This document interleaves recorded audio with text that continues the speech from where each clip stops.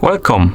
In front of me I have Amazfit Verge Lite, and I'm gonna show you how to change the screen timeout duration on this device. Let's start by waking up the screen on our watch. To wake it up, simply press the home button. After you wake up the screen, swipe up from the bottom of the screen to open the menu.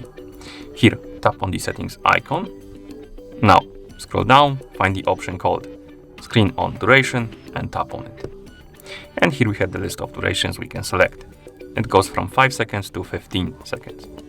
Find the duration you like to use and tap on it to select it, then tap the check mark to confirm.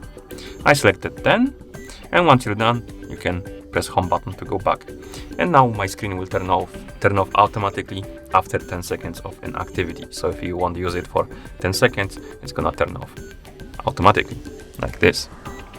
And that's how you change the screen timeout duration on this device. Thank you for watching. If you found this video helpful, please consider subscribing to our channel and leaving the like on the video.